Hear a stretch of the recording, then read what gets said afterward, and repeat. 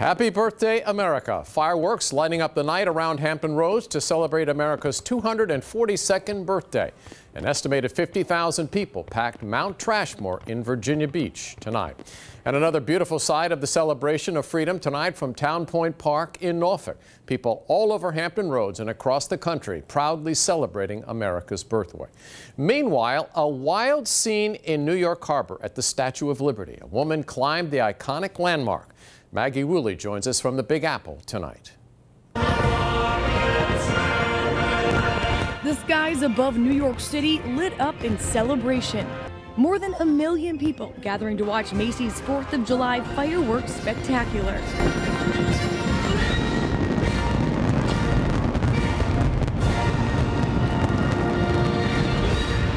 But earlier in the day, a different kind of spectacle. The NYPD involved in an hours-long standoff with a woman who climbed onto the Statue of Liberty protesting President Trump's immigration policies. An unauthorized person climbing the Statue of Liberty at this time. Before her climb, 7 protesters were issued summonses on Liberty's Island for dropping a banner that read, "Abolish ICE." The group acknowledging she was one of them, but they say her actions were not part of the planned protest. We would love to talk about the issue and not the action. Officers with ropes and climbing gear eventually reaching her, attaching a harness and taking her into custody. Happy 4th of July to everybody. Amid those political protests, the president spent the holiday hosting a picnic for military families at the White House. Also in our nation's capital, of course, we got the biggest and best fireworks in the land. John Stamos returning once again to host the annual Capitol 4th concert. Maggie Woolley, ABC News, New York. Thousands of people across the area got out to watch the fireworks, including an estimated 50,000 again at Mount Trashmore. Virginia Beach EMTs say a crowd that large can be challenging if there are any emergencies. 13 News Now reporter Robert Boyd found out how new life-saving technology is helping. Robert? Well, first, happy 4th of July to you and all our viewers out there, David. Everything is quiet right now at Mount Trashmore, but about an hour ago, this hillside behind me was just filled with people looking up into the sky, going ooh and ah as they watched the loud booms of the fireworks. What a display it was. They went on for about 15 minutes this evening. And like you said, we spoke with Virginia Beach EMTs, and they said this event was the perfect opportunity to unleash their new secret weapon. It's called Cart 15. Designed specifically for Virginia Beach. It's got everything you'd find in a regular ambulance. It's just a lot smaller. Basically a miniature ambulance, if you will. Hey, what's going on, sir? Virginia Beach EMTs say when it comes to these large-scale events, being able to get in and out of crowds quickly and safely is essential. Cart 15 provides that mobility. Well, I've seen this venue here where it's shoulder to shoulder on the mountain with people. And again, yes, getting an ambulance the size of this through here is next to impossible. Once a patient is picked up, Cart 15's job is to get them out of the park into a regular ambulance waiting at the entrance. And then from there, it's on to the hospital. It seems like a great idea, especially when somebody's hurt. Each second, it really matters to get them feeling better. The Miller family comes to Mount Trashmore every year to celebrate the 4th of July. They say it's good to know their city is thinking of innovative ways to keep them safe. Have you ever seen an ambulance like this before? No, haven't. It's completely new and it's really cool to look at and maybe cool even to be inside. Besides Cart 15, Virginia Beach had more than 20 EMTs on hand throughout the day. Heat-related emergencies, typically that's the biggest thing. You know, you're going to start getting nauseous, lightheaded, dizziness, those types of things when you become dehydrated. And when these certified lifesavers weren't responding to emergencies, they too still had time to enjoy the holiday. Now, the good news is this new mini ambulance didn't have to be used once today. So very good news. Pretty safe day out here at Mount Trashmore. And they're expecting to use this new Cart 15 at all their big events here in Virginia Beach, especially the ones up at the oceanfront. And if you see it out and about in action, as long as it's not too busy, go ahead and feel free to go up and say hello to those EMTs, and maybe they'll even give you a tour of it. It's a pretty cool little vehicle. Live in Virginia Beach, Robert Boyd, 13 News Now. Mother Nature staying away from her own fireworks tonight. Evan, how are we looking for those who may be extending the holiday into Thursday and Friday and into the weekend? Well, I think we will see an increase in the chances for showers and thunderstorms. A little bit more tomorrow, a lot more Friday into Saturday, but a big drop in temperatures this weekend as well. So we're tracking a lot out there. First, a look at the radar. Of course, we had a couple of isolated showers, or a few isolated showers pop up a little bit earlier today on those easterly winds working their way in off the Atlantic and back towards the west. But things cleared out quite nicely for the fireworks all across Hampton Roads. And now we are looking at a clear sweep here across eastern Virginia and North Carolina, and a beautiful shot of downtown Norfolk. Now, it was muggy out there.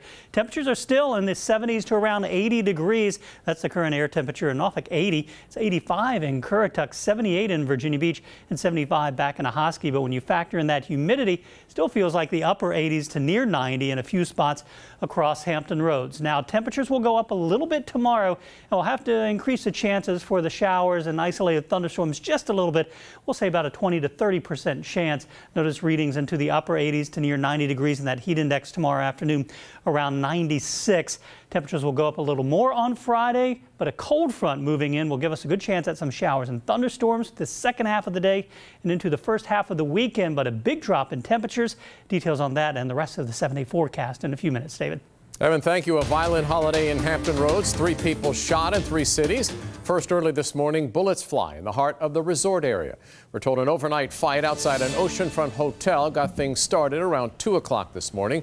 Beach police were called to the Best Western Plus, where they found 2 victims. One person went to the hospital, but we're told will be okay. A second person was grazed by a bullet, refused treatment. Shortly after, a few blocks away on 11th and Pacific Avenue, police took 2 people into custody.